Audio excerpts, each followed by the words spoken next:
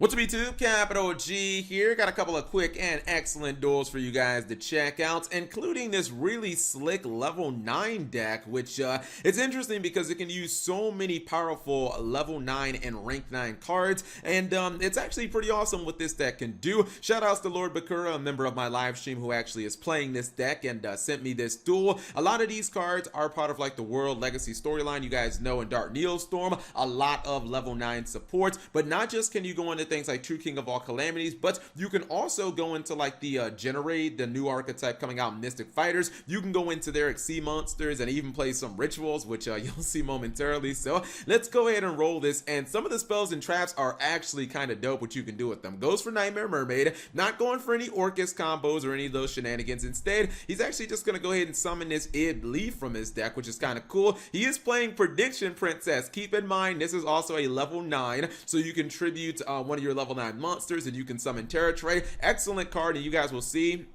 one of the awesome interactions that she had that I didn't even know about. So during his opponent's draw phase, or yeah, it looks like he's doing it in the draw phase, he's going to activate Crusadia Crawler. Sometimes you'll see this card in Crusadia because basically you can summon it to one of your link monsters link points, and then you get to search a spell or trap. Now this is not a hard once per turn, which generally is not relevant, but you guys will actually see some serious cheese. So he's going to go ahead, he's going to get himself a search, so he's getting a little bit of a level 9 support here. He's going to activate Terra Tray, flip the monster face down, because keep in mind it still counts as an effect monster. I had no idea that this is how these cards work. So apparently if they're flip face down, I guess the traps just reset themselves. What who even knew that? This means he can activate the second copy of his Crusadia Crawler, and he can get himself another search. That is some serious cheese. I had no idea that that's how those cards work. Now, if you're wondering why this Pendulum player went for this kind of like scuff play where he summons the Chronograph Sorcerer, he was under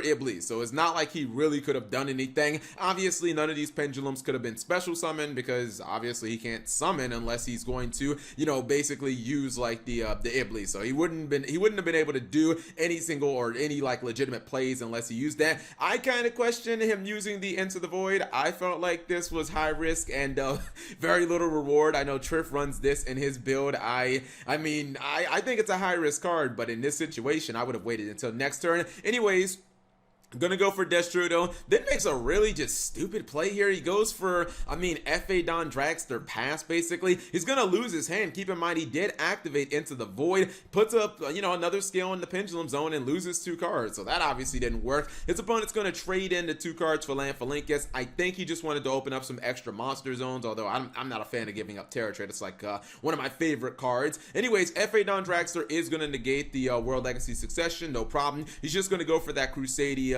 Crawler, and then he's just going to get himself another search anyway, so it's really not that big of a deal. He's going to go for Nightmare Unicorn.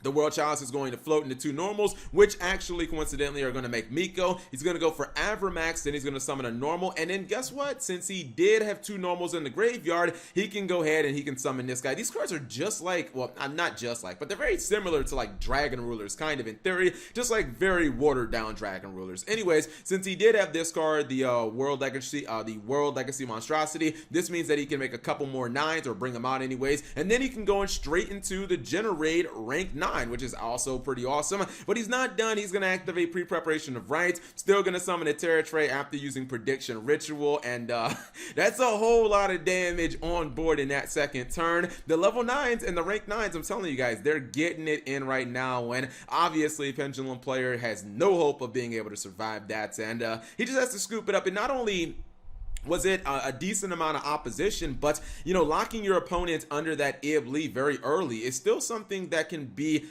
very, very good against a lot of decks. Not against Salamangreats, because they'll just go into Banelinks and laugh at you, but against other decks, like, they can seriously struggle to get it off the field. Anyway, second duel is Infernoids. I believe it's a layer version of Infernoids. Yeah, it has to be. Otherwise, Infernoids don't play terraforming unless they're playing layer. Dueling against Pendulums. Pendulums open incredibly good. Got Dark Worm's gonna summon that. get himself that gate 0, has Harmonizing Magician, also has the Electromite. He gets more pendulums to his hand, and now at this point, you're, as a pendulum player, after Desires, I don't want to hear no complaining. You got like 6 cards in hand, plus you got Electromite, hasn't even used the pendulum summon yet. Come on, obviously he can go super ham in Duelist Alliance to get himself another pendulum card for some reason.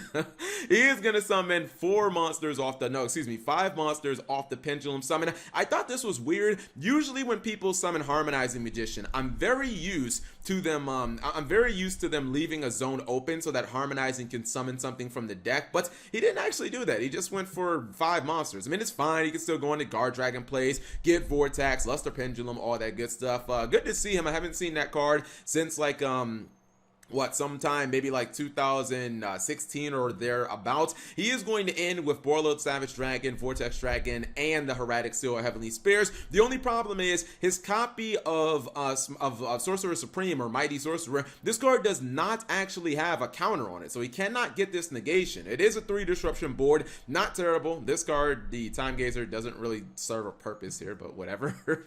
He just should have found the way to activate a spell. He's going to go for Terraforming. Once he activates Lair of Darkness, he has to negate this. The reason you have to negate Lair of Darkness is because if your opponent were to simply summon like I don't know, if they summoned the Lilith, they could basically get rid of one of your negations and there'd be nothing that you'd be able to do about it because the the cost has to be paid of Lilith. So that's why he is going to just go ahead and negate it, and that's fine. Getting out one of his negates, he's going to summon Infernoid Antra, try to bounce the Borreload Savage. That forces out another negation. Now he can actually start playing Yu-Gi-Oh! He's just going to go for Void Banishment and the Void Imagination, and then he's going to summon Tierra. Even though his opponent can bounce with the Heavenly Spears, it doesn't matter. He can put 3 copies of Nethys in the graveyard and just negate all of his negations. They're all going to the graveyard. Well, I guess the pendulum scale won't. It'll go to the extra deck, but he's able to get all the negations off board. Attacks with Antra, realizes that, I have 0 attacks, so there's no point in doing that. Why do you even summon this in attack mode? I'm honestly wondering.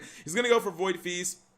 And now he's going to summon 3 more Infernoids, a couple copies of Decatron. This means when Cyber's Quantum Dragon tries to activate, he can simply negate that. And it looks like this is a duel that Pendulums are going to ultimately end up throwing, because I think the Infernoid player is going to be able to easily win this. Now, this was a questionable play here. I believe that he makes a small mistake, and I'll cover it in 1 second. So he's going to activate Dark Worm. I did this too recently against in a duel versus Trip, but I think that you just got to DD Crow this thing, because look at the game state, right? If you just DD Crow your opponent's Dark Worm using your Infernoid effects, what actual plays do they have? I mean, he doesn't have 2 scales. Even if he does, he can pendulum summon 1 monster. That's probably not going to beat you. Let alone you can negate one of his scales anyways, or he'd be able to also negate the pendulum cost. So honestly, I think he should have just DD Crow'd, because, yeah, the Pendulum player can just summon Dark Worm and attack, and now at least he has a monster. I mean, I wouldn't say that he's in the driver's seat, because, Cydamus can just attack over it. Or, excuse me, this is Sujint. I can't pronounce that damn card's name.